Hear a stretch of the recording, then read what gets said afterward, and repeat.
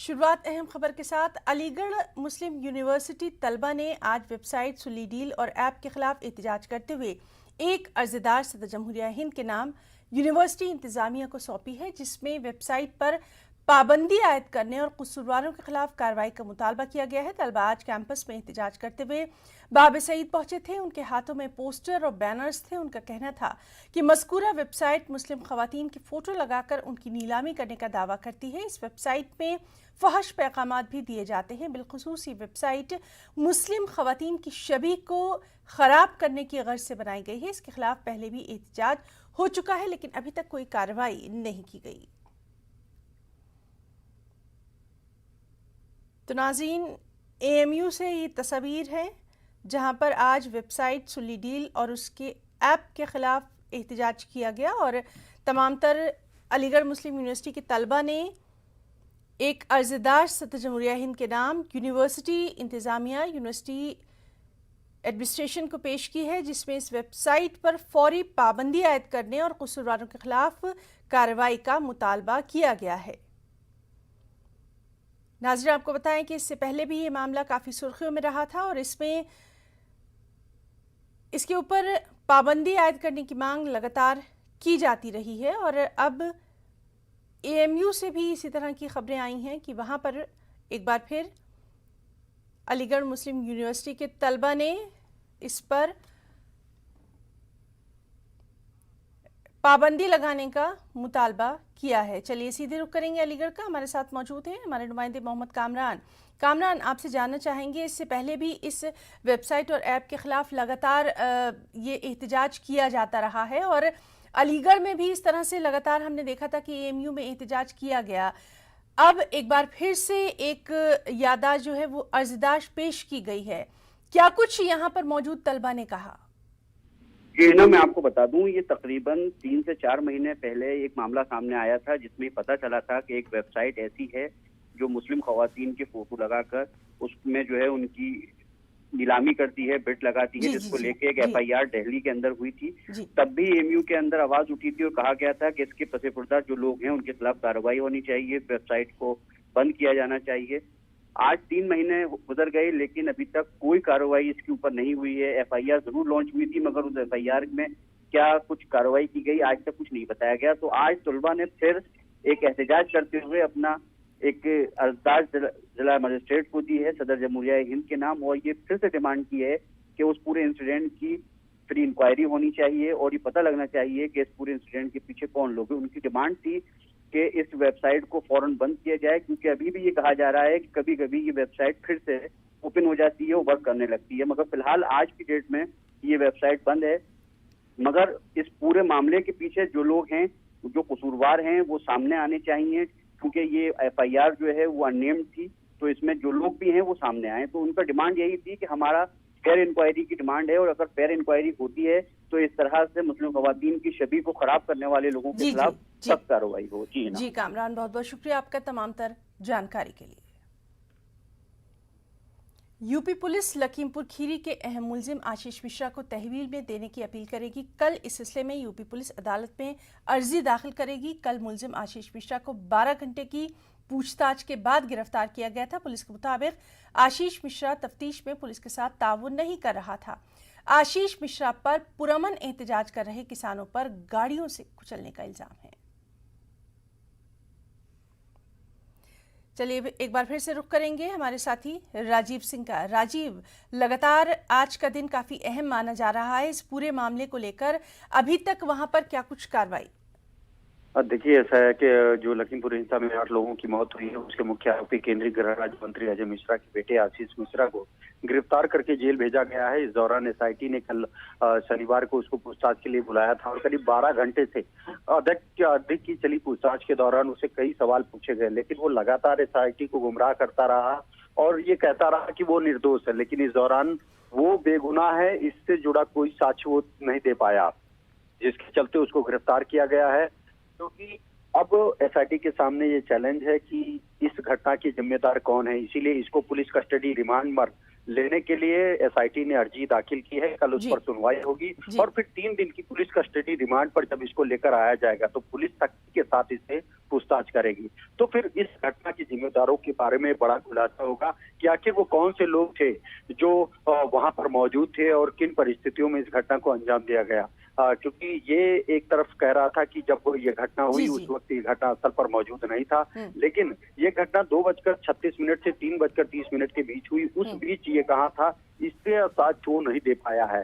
दूसरा जो सबसे बड़ा सवाल इससे पूछा ये गया था कि जब आपको पता था कि जो मुख्यमंत्री के आने का प्रोग्राम कैंसिल हो गया है, मार्ग जो है वो बदल दिया गया है, रूट डाइवर्ट किया गया है, तो फिर आखिर आप किन परिस्थितियों में उस रूट से क्यों गए जिस रूट पर किसान ऑलरेडी मौजूद थे और वो कृषि कानून के खिलाफ प्रदर्शन कर रहे थे। जी, जी। या तो आपने जानबूझकर उधर से तेज रफ्तार में गाड़ी निकाली और या फिर एक अनजान में गए। तो इन तमाम सवालों का जो जवाब था वो आशीष मिश्रा नहीं दे सका है। ऐसे में अब एसआईटी एक बार फिर से उसको पुलिस कस्टडी रिमांड पर लेकर पूछताछ करेगी और फिर जो उसके अन्य साथी हैं, चाहे वो अंकित दास हो या फिर जो लोग उस जीप और गाड़ियों में मौजूद थे, उनकी तलाश के लिए भी पुलिस ने कई टीमें गठित जी, तो की है। बहरहाल काफी अहम रहने वाला है ये पूरा मामला और इस पर लगातार हमारी नजर बनी हुई है। बहुत बहुत शुक्रिया आपका तमाम तर तफसीलात के लिए।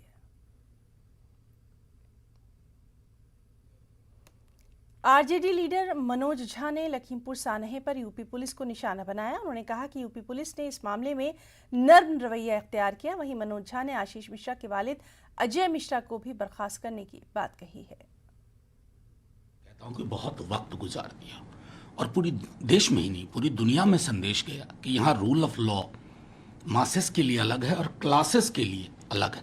ये संदेश अच्छा नहीं है, प्रधानमंत्री जी के लिए भी ठीक नहीं है। उनकी कैब मंत्रिमंडल में एक व्यक्ति बैठा हुआ है जिसने धमकी भरी जुबान में कुछ दिन पहले किसानों के लिए बात की और उनके सुपुत्र ने गाड़ी से रौंद दिया।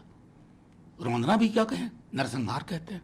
उसके बाद पुलिस इस तरह से व्यवहार कर रही थी जैसे उनको इनविटेशन कार्ड दे रही हो। एक सिर्फ इतना सोचा जाए कि उसकी जगह पर, जो कि माननीय सर्वोच्च न्यायालय ने भी कहा, अगर कोई अदना आदमी होता, हम आप होते, क्या पुलिस का व्यवहार यही होता? प्रश्न यहां है, प्रश्न और कहीं नहीं है। इस प्रश्न को अगर हमने रिजॉल्व नहीं किया ना तो लाख डेमोक्रेसी की दुहाई दें, रूल ऑफ लॉ की दुहाई दें, ये बेमानी है। अगर उनके बयान को आप देखें, जितना प्रोवोकेटिव बयान था, उस बयान के बाद हम क्या सोचें? क्या उस व्यक्ति को गृह मंत्रालय में रहना चाहिए? क्या यह संदेश अच्छा जा रहा है आम आवाम को? इस पर अगर गौर करेंगे प्रधानमंत्री जी तो शायद उनको निर्णय लेने में आसानी होगी। वहीं लखीमपुर खीरी सानहे पर कांग्रेस सदर जमहूरिया से मुलाकात करना चाहती है और इस हवाले से सदर जमहूरिया को खत लिखा है जिसमें 7 रुकनी वफ्द से मुलाकात के लिए वक्त मांगा गया है। इस वक्त की राहुल गांधी क़यादत करेंगे। वक्त में गुलाम नबी आज़ाद और अधीर रंजन चौधरी भी शामिल हैं। और चलिए सीधे रुख करेंगे हमारे साथी रवि सिसोदिया का दिल्ली से और उनसे तफसीलात हासिल करेंगे। रवि, आपसे जानना चाहेंगे, कांग्रेस अब इस मामले को लेकर सदर जमहूरिया से मुलाकात करना चाहती है, क्या कुछ अभी तक कहा है कांग्रेस ने इस पूरे मामले पर? देखिए, इस मामले को लेकर एक चिट्ठी लिखी गई है और समय मांगा गया है राष्ट्रपति से मिलने के लिए। 7 सदस्यीय प्रतिनिधिमंडल जो कि राहुल गांधी की अगुवाई में जाना चाहता लखीमपुर खीरी मामले को लेकर, और इनकी तरफ से ये बताया जा रहा है कि एक मेमोरेंडम, एक ज्ञापन सौंपना चाहते हैं राष्ट्रपति को इस पूरे लखीमपुर खीरी मामले को लेकर। हालांकि इससे पहले कांग्रेस अपना स्टैंड क्लियर किया था और कहा था कि इस पूरे मामले की सिटिंग जज से जांच होनी चाहिए और साथ ही साथ जो गृह राज्य मंत्री हैं अजय मिश्रा टेनी, उनके इस्तीफे की भी मांग कांग्रेस ने की थी। इस पूरे मसले को लेकर चूंकि कांग्रेस पूरे देश में प्रदर्शन भी कर रही थी और दूसरी तरफ इस मामले में तेजी लाने को लेकर कांग्रेस से एक प्रतिनिधिमंडल जो कि राहुल गांधी की अगुवाई में होगा, जिसमें प्रियंका गांधी भी होंगी, राज्यसभा में नेता विपक्ष मल्लिकार्जुन खड़गे, गुलाम नबी आजाद, अधीर रंजन चौधरी, ए के एंटनी और के.सी. वेणुगोपाल जो कि संगठन महासचिव हैं। ये 7 लोगों का प्रतिनिधिमंडल है और कांग्रेस की तरफ से राष्ट्रपति से मिलने का समय मांगा गया है। जी रवि, जिस तरह से लगातार हम देख रहे हैं कि कांग्रेस जो है इस पूरे मामले को लेकर अब कहीं भी कोई ढील नहीं छोड़ना चाहती है और ये जो अब आगे की मुलाकात सदर जमहूरिया से है, इसी सिलसिले की कड़ी के तौर पर इसे देख सकते हैं, क्या कुछ तज्जिया आपका? बिल्कुल, देखिए इसको इससे कड़ी से जोड़कर दिखा सकता है, क्योंकि देखिए इसके सियासी मायने भी हैं। आने वाले दिनों में उत्तर प्रदेश में चुनाव होने वाले हैं और ऐसे में कांग्रेस इस बात को समझती है कि करीब 2 दशक से अधिक का समय हो चुका है जब कांग्रेस उत्तर प्रदेश की सियासत से बाहर रही है। ऐसे में एक ऐसा मसला है जिस मसले को कांग्रेस खोना नहीं चाहती है। इस पूरे मसले को लेकर पूरे देश भर में कांग्रेस की तरफ से धरना प्रदर्शन किए गए थे। कांग्रेस की तरफ से संगठन महासचिव ने जितने जिला प्रभारी हैं, प्रदेश हैं, सभी को एक लेटर इशू किया, तो कहा गया इस मसले के ऊपर प्रदर्शन करना है। तो कांग्रेस भी इस बात को समझती है कि इस मसले को उठाना है, इस मसले को जिंदा रखना है। और यही वजह की इसी कड़ी में कांग्रेस एक प्रतिनिधिमंडल ने समय मांगा है राष्ट्रपति से मिलने के लिए। दूसरी तरफ पिछले सप्ताह में जब संजय राउत की मुलाकात हुई थी राहुल गांधी से, उस दौरान भी ये तय किया गया था कि विपक्ष का भी एक प्रतिनिधिमंडल जाएगा। विपक्ष भी इस पूरे मसले को चाहता है कि इस मसले पर न्याय मिले। तो ऐसे में फिलहाल अभी तो कांग्रेस के प्रतिनिधिमंडल ने समय मांगा है मिलने के लिए, और आने वाले दिनों में हो सकता है कि विपक्ष के भी एक प्रतिनिधिमंडल जाए और राष्ट्रपति से मिलने का समय मांगे इस मामले को लेकर। जी रवि, बहुत बहुत शुक्रिया आपका तमाम तर तफसीलात के लिए, तमाम तर जानकारी के लिए। उत्तर प्रदेश के लखीमपुर खीरी सानहे को लेकर कांग्रेस पार्टी की जनरल सेक्रेटरी प्रियंका गांधी किसानों के हक के लिए लगातार जद्दोजहद कर रही हैं। इसी जिम्न में आज प्रियंका वाराणसी में किसान न्याय रैली करने वाली हैं, जहां वो रैली में आवाम से खिताब करेंगी। वाराणसी में रैली के लिए तमाम तर इंतजामात कर दिए गए हैं। प्रियंका गांधी वाराणसी पहुंच चुकी हैं। उनके हमरा भूपेश बघेल और दीपेंद्र सिंह हुड्डा भी मौजूद हैं। वाराणसी पहुंचकर प्रियंका काशी विश्वनाथ मंदिर में पूजा करके अपने दौरे की शुरुआत करेंगी।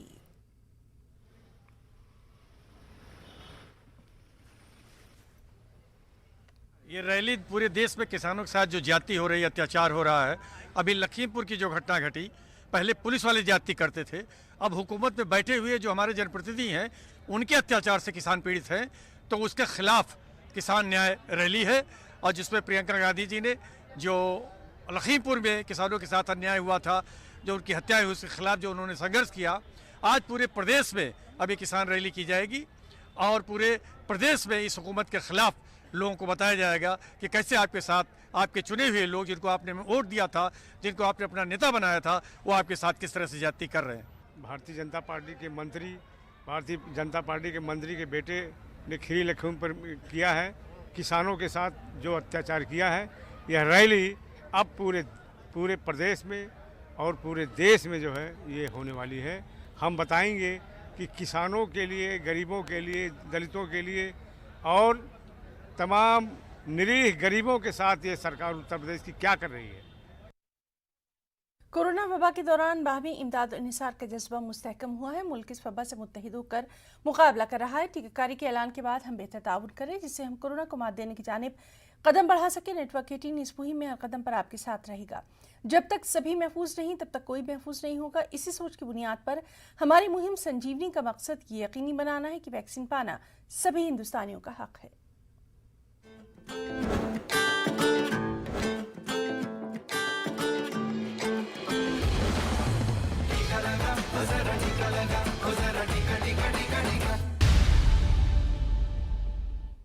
बढ़ती महंगाई ने आम आदमी की कमर तोड़कर रख दी है। आज लगातार छठे दिन सरकारी तेल कंपनियों ने पेट्रोल और डीजल की कीमतों में फिर से इजाफा किया। आज भी पेट्रोल की कीमत में 30 पैसे, डीजल की कीमत में 35 पैसे का इजाफा देखा गया। इस इजाफे के बाद दिल्ली में पेट्रोल की कीमत 104 रुपये 14 पैसे और डीजल 92 रुपये 82 पैसे फी लीटर पहुंच गया। मुंबई में पेट्रोल की कीमत 110 रुपये 12 पैसे और डीजल 100 रुपये 66 पैसे फी लीटर के करीब पहुंच गया। पेट्रोल और डीजल की बढ़ती कीमतों में इजाफे का सबब बैनुल-अक़वामी सतह पर खाम तेल के दामों में इजाफे को करार दिया गया। महीने में ऐसे मतलब हाइक जा रहे हैं पेट्रोल के रेट की, समझ नहीं आ रहा कि करना क्या है जी। पहले 90 रुपये लीटर था और मैं स्पीड पेट्रोल फुल करवाता था अपना, उसके बाद एकदम से ऐसे मतलब 90, 92, 96, 100, अब आज की डेट में 106 पहुंचा हुआ पेट्रोल। तो यार अगर पेट्रोल के लिए अगर सपोज मेरी जो टैंक फुल होता था पहले वो 900 में होता था और अब उसी चीज़ के लिए मेरे को 1200-1300 रुपये देने पड़ रहे हैं। और कोविड के अंदर वैसे ही इतना मतलब डाउन रहा हर चीज़, अब कैसे करे मतलब नॉर्मल बंदा। और पेट्रोल और डीजल की कीमतों में इजाफे ने हर किसी को परेशान कर रखा है। अलीगढ़ में भी पेट्रोल पंप पर गाड़ियों में पेट्रोल भरवाने वालों ने क्या कुछ कहा है, आइए आपको दिखाते हैं। हम पे सब पे लोड पड़ रहा है, भाड़ा महंगा हो रहा है, हर चीज़ का महंगा हो रहा है, खर्चे ज़्यादा हुए हैं और आमदनी कम है। जब सिलेंडर 30 रुपये था, 300 साढ़े 300 रुपये था जब ये ईरानी वगैरह सब धरने देते। अब कौन धरने क्यों नहीं दे रहे यार? अब भी तो धरने दे। और ये बार बार महंगाई बढ़ रही है। इन्होंने तो वादे करे थे 2014 में कि महंगाई कम होगी, तो महंगाई बढ़ क्यों रही है? इस बात का भी तो जवाब दें। काम बिल्कुल स्लो चल रहे हैं इस टाइम। रॉड सरिया बहुत पत्ती महंगी हो रही है, ये कच्चे माला पर पैसे बढ़े हुए हैं बिकट के। अब कारोबार आदमी क्या करेगा इसमें? पेट्रोल 100 से ऊपर कहानी जा रही है। अभी सरकार ये सोचनी चाहिए पेट्रोल रोक ले, दाम तो गिराएं थोड़े बहुत। आज़ादी का अमृत महोत्सव के एक हिस्से के तौर पर उत्तर प्रदेश के शहर मुरादाबाद में रेलवे प्रोटेक्शन फोर्स ने फ्रीडम फॉर साइकिल रन का खास इनेकाद किया और इस साइकिल रन में बड़ी तादाद में लोगों ने बढ़ चढ़कर हिस्सा लिया और लोगों को अच्छी सेहत के लिए साइकिलिंग की अहमियत से रूबरू कराने की कोशिश की। आज़ादी का जो अमृत महोत्सव हम लोग मना रहे हैं, इसी में फ्रीडम फॉर साइकिल रन का आयोजन किया गया है। इसमें रेलवे के अधिकारीगण एवं आरपीएफ के कर्मचारी हमने कोशिश की थी कि 75वें जो आज़ादी का महोत्सव है उसमें युवाओं में एक संदेश दिया जाए एवं जो हमारे कर्मचारीगण हैं उससे भी संदेश दिया जाए कि वो लोग लगातार एक्सरसाइज करते रहें। साइकिलिंग एक मोड है एक्सरसाइज का और उसी प्रकार वो मतलब अलग अलग तरीके से अपने आप को फिट रखने की कोशिश करें। दरगाहों और खानकाहों के तहत दीनी और दुनियावी तालीम के इदारे कायम किए जाएं, इससे मुल्क और मिल्लत की तरक्की में चार चांद लग जाएंगे। बेंगलुरु के दौरे पर आए मारूफ इस्लामिक स्कॉलर सैयद सरवर चिश्ती ने ये बात कही। बेंगलुरु में मिनहाजुल कुरान इंटरनेशनल सेंटर का दौरा करने के बाद सरवर चिश्ती ने कहा कि मुल्क के कोने कोने में बुजुर्गान दीन के आस्थाने आबाद हैं। तसव्वुफ के इन मराकिज के जरिए दीनी और असली तालीम को आम करने की कोशिशें होनी चाहिए। अजमेर की दरगाह हज़रत ख्वाजा गरीब नवाज रहमतुल्लाह अलैह के गद्दी नशीन सरवर चिश्ती ने मुसलमानों में इत्तेहाद और इत्तिफाक पर जोर दिया। बेंगलोर के दौरा करने के दो पैगाम हैं। एक तो ये कि खानकाहों और दरगाहों में इल्म राइज होना चाहिए, दीनी और दुनियावी, और जो मामलात पेश आ रहे हैं उसको हम उसी तरह से निपट सकते हैं जब तक कि हमारी खानकाहों और दरगाहों से आलिम दीन पैदा हो। और दूसरी ये कि हम अपने मसलकों पे तो रहें, अपने मसलकों पे रहते हुए जब दीन और मिल्लत का मामला आए तो उसको बाला ताक रखते हुए मिल्लत के बारे में सोचें। तो यही बात है, और अवेयरनेस पैदा की जाए और लोगों से मिला जाए, जुला जाए। अब हमारे इत्तेहाद का मुजाहिरा करना पड़ेगा और इल्म लेना पड़ेगा और छोटी छोटी बातों से उभरना पड़ेगा, तभी हम इन चीज़ों से निपट सकते हैं। को चाहिए कि ये ना देखें कि अलम लेके कौन आगे बढ़ा है, कौन अलम लेके खड़ा है, वो किस मसलक का है। आप ये देखें कि वो किस लिए अलम लेके खड़ा है। अगरचे वो उम्मत के लिए और अपने कौम की फलाही के लिए खड़ा है, तो आप मसलकी इख्तिलाफ को पसे पुश्त करके उसकी क़यादत को कबूल करें। आप अपनी जब तक आपसे जो है, हम आपसे क्या चाहते हैं, हम तो आपसे सिर्फ इतना चाहते हैं कि आप हमारा अपना कंट्रीब्यूशन हमारे साथ खड़े रहें। कौमी मसाइल जो हमारे हैं, जो सरकार से हमारे मुतालबात हैं या हमारे इख्तिलाफात हैं, उसमें हमारा साथ दें, हमारे पीछे खड़े रहें। और इत्तेहाद बहुत आसान काम है, बस ये है कि कुछ लोग हैं कि जो उसको होने नहीं देते। अगर हम अपने झगड़ों को, इख्तिलाफी झगड़ों को पीछे रख दें, मसलक को पीछे छोड़ दें, एक खुदा, एक कुरान, एक रसूल, एक कलमे के नाम पे क्या हम मुत्तहिद नहीं हो सकते? भाई अगर हमें 99 चीज़ें झगड़े की हैं और एक चीज़ हमारे अंदर इत्तेहाद की है, तो हम पर वाजिब है कि उस एक अलामत की वजह से मुत्तहिद हो जाए। लखीमपुर खीरी सानहे पर कांग्रेस लीडर तारिक अनवर ने न्यूज़ 18 से खास बातचीत की है। इस बातचीत में उन्होंने यूपी के वज़ीर आला योगी आदित्यनाथ को तनकीद का निशाना बनाया। तारिक अनवर साहब उनसे बात करते हैं। सर, लखीमपुरी खीरी घटना मामले को लेकर कल उत्तर प्रदेश पुलिस ने पूछताछ की आशीष मिश्रा से और उसके बाद गिरफ्तारी भी हो गई। देखिए, ये सरकार ने अपनी तरफ से पूरी कोशिश की, योगी आदित्यनाथ जी ने और केंद्र सरकार ने, कि किसी तरह जो दोषी हैं, जो आरोपी हैं, उनको बचाया जाए, और इसीलिए 7 दिन लग गए उनकी गिरफ्तारी में। ये तो तब संभव हो पाया जब प्रियंका जी राहुल जी और कांग्रेस के तमाम नेता वहाँ पहुँच गए और ख़ुद किसान भी सड़क पर उतर आए, तो उनको लगा कि अब इस मामले को टाला नहीं जा सकता है और इसलिए वो दबाव में आकर उन्होंने गिरफ्तारी की है। लेकिन आगे भविष्य में इसका क्या हशर होगा इस पूरी घटना का, या किस तरह से पूरी कार्रवाई होगी, उस पर नज़र रखनी पड़ेगी।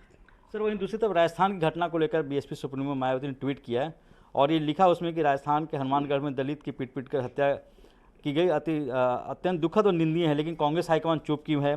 साथ ही ये भी पूछा है कि बीएसपी जवाब चाहते हैं कि दलितों के नाम पर घड़ियालू आंसू कब तक बहाएंगे। देखिए, ऐसी बात नहीं है।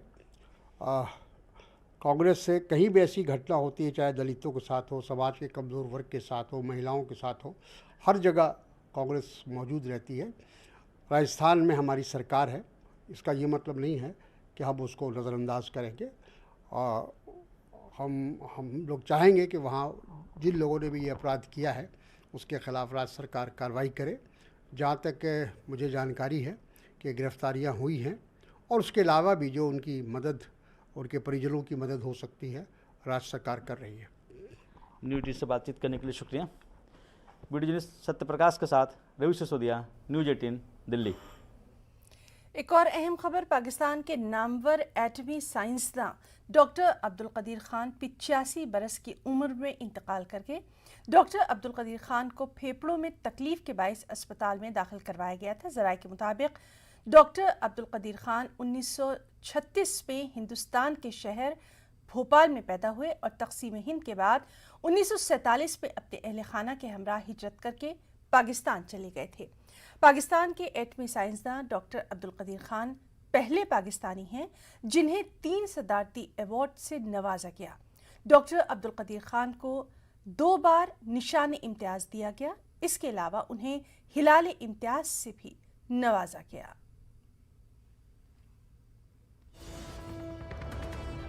तो अहम खबर अमेरिका अफगानिस्तान ताल्लुकात के हवाले से आपको दे दें। अफगान हुकूमत और अमरीकी ओहदेदारों के बीच बातचीत हुई है। सबसे अहम बात कि अमरीकी अफवाज के इनखला के बाद तालिबान हुकूमत से ये पहली बातचीत है। दोहा में अमरीकी फ़ौज के इनखला के बाद बाज़ाब्ता ये पहली मीटिंग है। और जो ज़राए के हवाले से खबर है उसमें गैर मुल्की शहरियों और बतौर ख़ास अमरीकियों को सही सलामत निकालने पर इस मीटिंग में तबादला ख्याल किया गया। आपको बताएं कि अगस्त में अमरीकी अफवाज ने अफगानिस्तान से इनखला किया था। तो अहम खबर अमेरिका अफगानिस्तान ताल्लुकात के हवाले से अफगान हुकूमत और अमरीकी ओहदेदारों के बीच बातचीत हुई है।